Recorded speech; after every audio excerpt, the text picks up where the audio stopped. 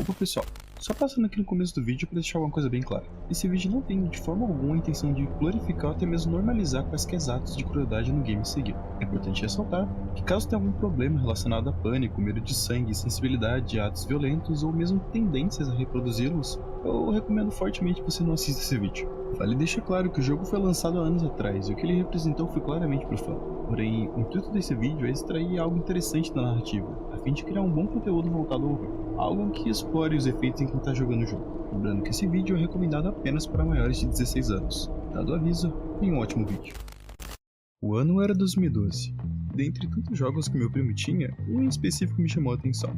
A capa era escura e o nome quase apagado. Além disso, havia algo nela que me causava um tipo estranho de fascínio. Apesar de sequer jogar, eu fiquei observando aquela imagem, tentando entender o que poderia estar escondido por trás dela. Bom, mesmo sem conhecer o jogo, algo em mim sabia que havia algo perturbador ali. Tipo, uma energia diferente, como se fosse alguma coisa proibida.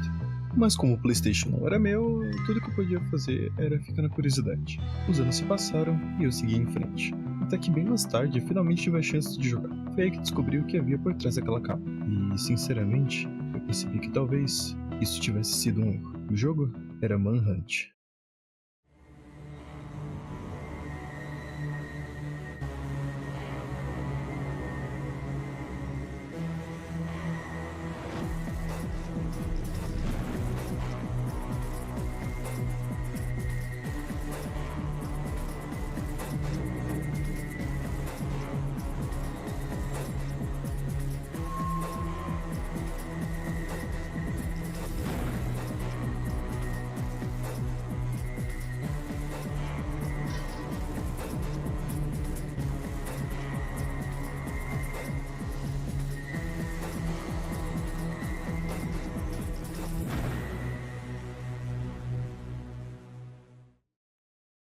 Existe uma linha tênue entre a arte e o absurdo. E Manhunt, lançado em 2003 pela Rockstar, é o tipo de obra que atravessa essa linha sem se importar com escrúpulos, demonstrando que não é apenas um jogo sobre violência, mas sim um verdadeiro estudo sobre ela. Um espelho sujo, que reflete o que existe de mais cruel no olhar humano, o prazer ao assistidor.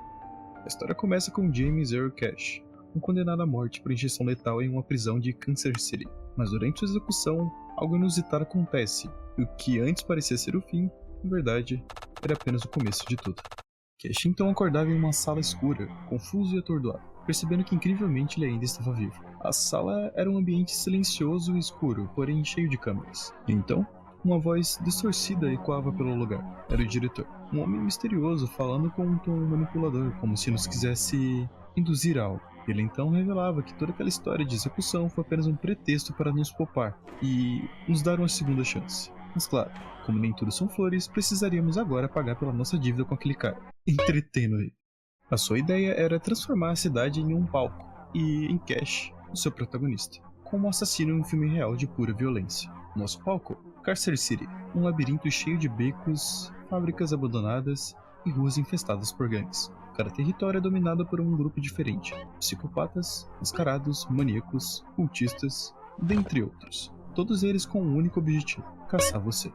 E é nesse cenário que o primeiro ato se inicia. O diretor promete que, se seguirmos todas as suas instruções e sobrevivermos até o final do filme, seremos livres e, enfim, poderemos voltar para casa. Mas para isso, tudo o que precisaríamos fazer agora é matar. Mas não de qualquer jeito, mas sim de uma forma que valesse a pena assistir. Essa é a premissa central do jogo: um experimento social, como se fosse um reality show da morte, transmitido por câmeras escondidas, onde o verdadeiro monstro não é quem comete os delitos, mas quem observa a espreita. Durante todo o game, o diretor segue comentando sobre cada uma das nossas ações, elogiando as eliminações mais prazerosas e divertidas e criticando as mais entediantes. Isso, claro, no ponto de vista desse sádico miserável. O game faz questão de esfregar na nossa cara o fato de que, de certa forma, todos nós somos cúmplices, e a jogabilidade reforça essa ideia, já que cada inimigo pode ser eliminado de maneiras diferentes: rápida, média ou brutal. Nossas ferramentas de trabalho possuem cores que indicam sua classe, poder, nível de ruído e o tipo de execução, com exceção das armas de distração, como é o caso das armas amarelas. O sistema classifica as armas nas seguintes categorias: amarelo ou Yellow Class. As armas que servem de isca, como tijolos ou latas. Elas não podem ser usadas para execuções, tendo como seu único propósito fazer barulho para distrair ou atrair caçadores para uma área específica. Verde, ou Green Class, são armas de combate corpo a corpo pequenas e silenciosas, que geralmente quebram após um único uso. O dano que causam é bem baixo, pelo menos no mano a mano, mas são ideais para execuções furtivas, já que são bem silenciosas. Azul, ou Blue Class, ferramentas que também servem para combate corpo a corpo, como um dos tacos de beisebol ou até mesmo pé de cabra, e apesar de fazerem um pouco mais de ruídos, ainda assim permitem execuções furtivas. Mas diferente das armas verdes, elas têm a maior durabilidade, e causam bem mais dano. Primeiro, o Red Class, são as armas mais poderosas e barulhentas do jogo, tendo seu catálogo até mesmo arma de fogo e algumas armas brancas grandes, como algumas variações do pé de cabra ou a machadinha. Causam maior dano do game, mas seu uso quase sempre alerta os caçadores próximos.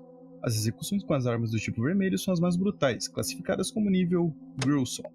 Por falar em nível, em Manhunt há algo chamado nível de violência, que são eles: Rest, quando o indicador do seu alvo está branco, Violent, quando está amarelo, e Gruesome, quando está vermelho. Ou seja, o jogo te dá condições de abater suas vítimas das mais variadas formas possíveis.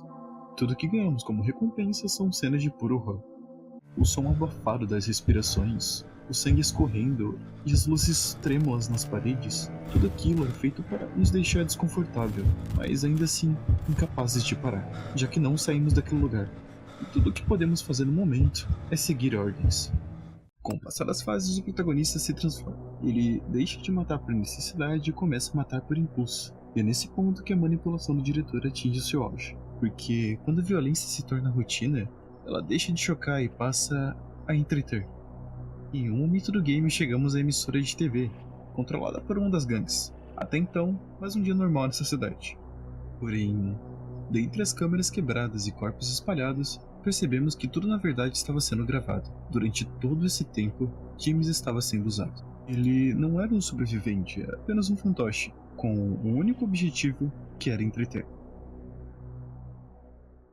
Aos poucos a verdade vinha à tona. O diretor era Lionel Stark-Webb, um ex-produtor de cinema, banido de Hollywood por criar filmes ilegais de violência extrema. Após esse banimento, ele decidiu criar sua própria produtora para poder continuar com suas obras. E para isso, transformou toda aquela cidade em cenário, usando prisioneiros e até mesmo pessoas comuns, como é o caso da família do próprio protagonista, como elenco.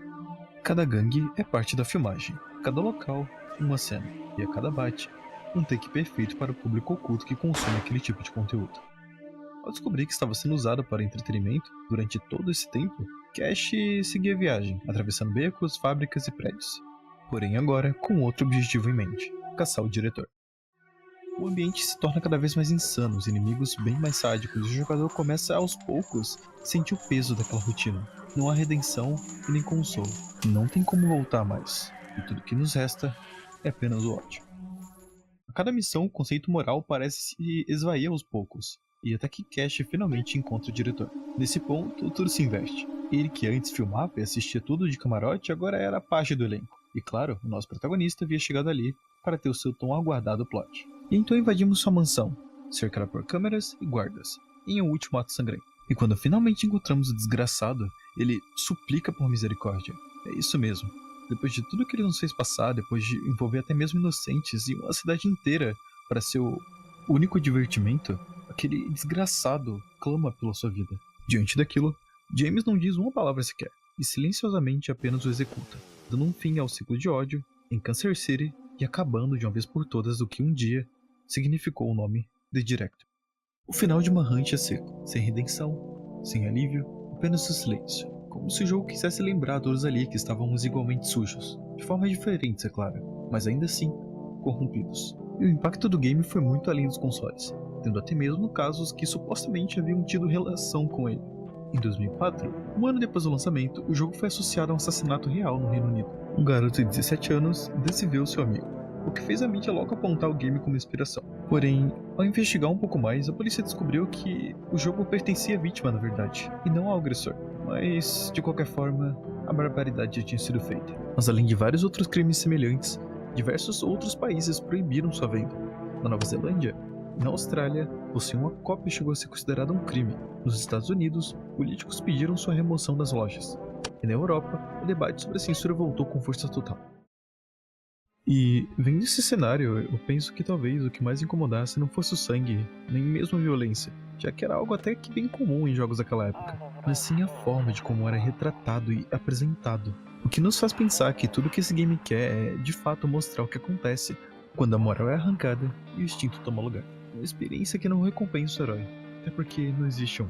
E sabe, eu acho que agora eu entendo o porquê daquela sensação estranha lá na minha infância. Talvez toda aquela curiosidade que eu tinha devesse ter permanecido intocada. Até porque, com a idade que eu tinha, eu acho que eu jamais entenderia o que de fato foi Manhunt, um jogo que marcou uma geração.